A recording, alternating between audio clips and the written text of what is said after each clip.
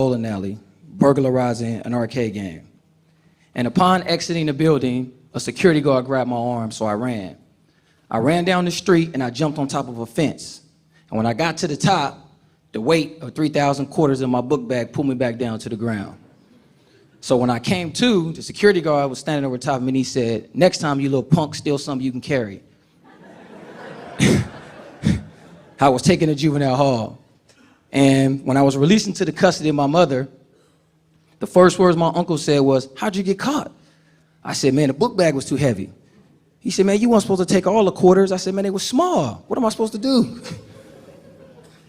And 10 minutes later, he took me to burglarize another arcade game. We needed gas money to get home. That was my life. I grew up in Oakland, California, with my mother and members of my immediate family addicted to crack cocaine. My environment consisted of living with family, friends, and homeless shelters. Oftentimes, dinner was served in bread lines and soup kitchens. The big homie told me this: money rules the world and everything in it.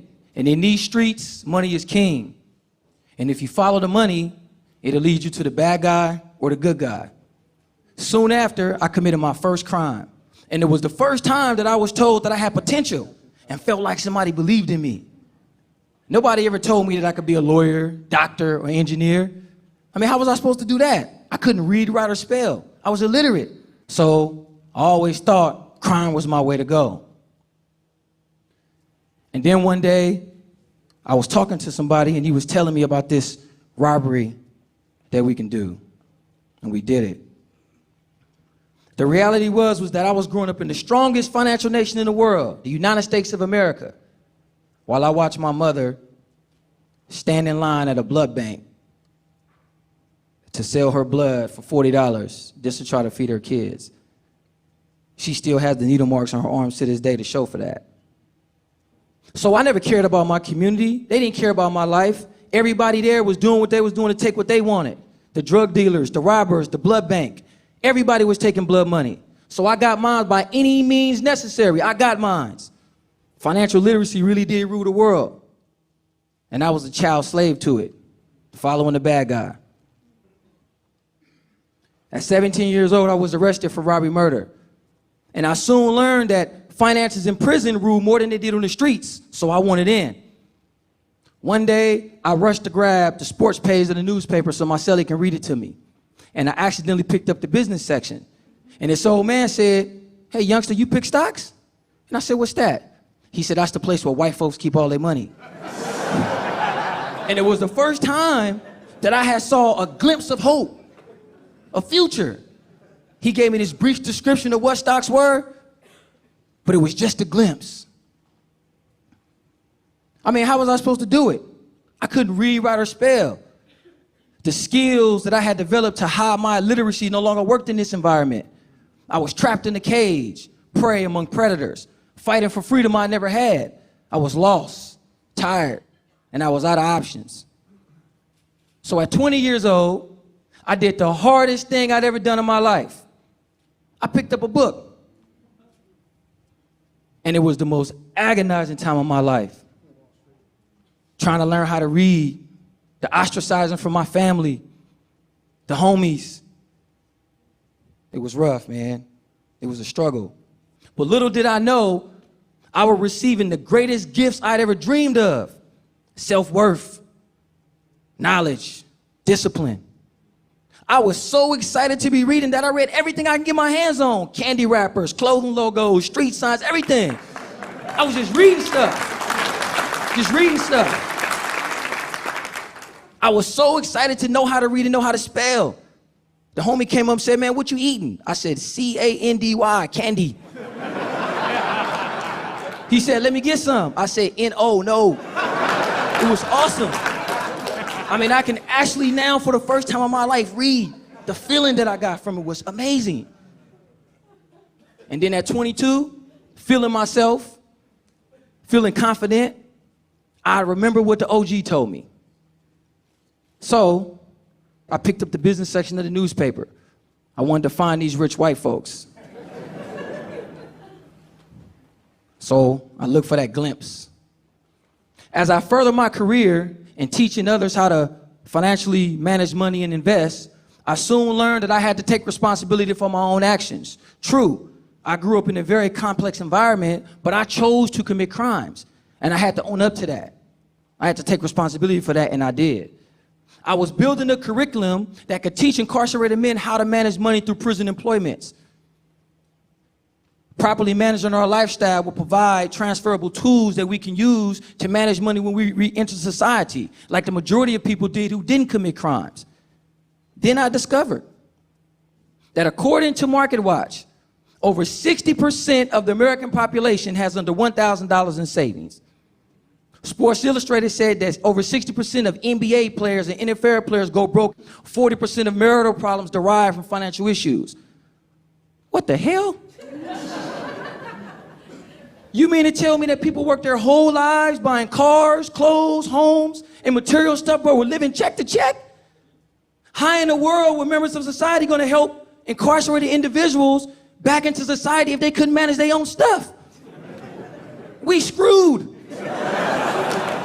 I needed a better plan. This is not going to work out too well. So I thought, I now had an obligation to meet those on the path and help. And it was crazy because I now cared about my community. Wow, imagine that. I cared about my community. Financial illiteracy is a disease that has crippled minorities in the lower class in our society for generations and generations. And we should be furious about that. Ask yourselves this: how can 50% of the American population be financially illiterate in a nation driven by financial prosperity? Our access to justice, our social status, living conditions, transportation, and food are all dependent on money that most people can't manage. It's crazy. It's an epidemic and a bigger danger to public safety than any other issue. According to the California Department of Corrections, over 70% of those incarcerated have committed or have been charged with money-related crimes, robberies, burglaries, fraud, larceny, extortion. And the list goes on. Check this out.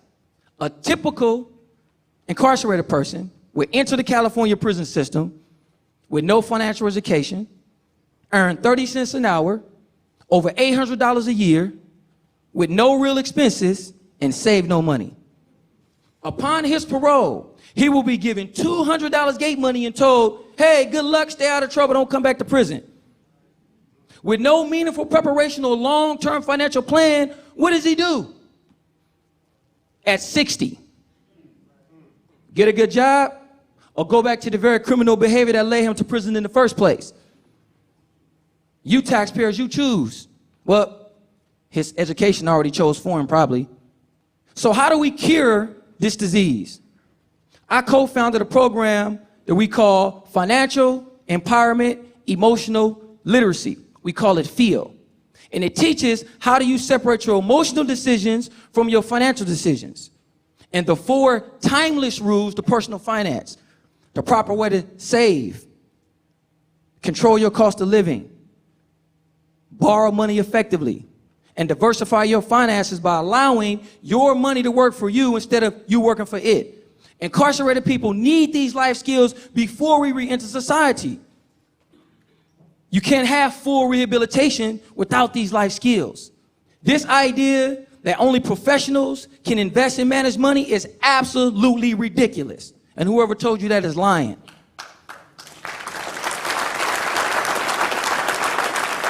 A professional is a person who knows his craft better than most.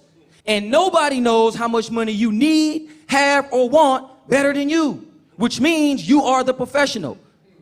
Financial literacy is not a skill, ladies and gentlemen. It's a lifestyle. Financial stability is a byproduct of a proper lifestyle. A financially sound incarcerated person can become a taxpayer citizen. And a financially sound taxpayer citizen can remain one.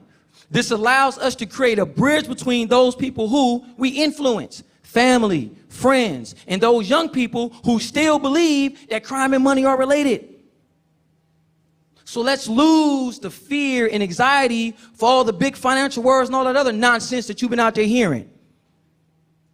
And let's get to the heart of what's been crippling our society from taking care of your responsibility to be better life managers. And let's provide a simple and easily to use curriculum that gets to the heart of what financial empowerment and emotional literacy really is.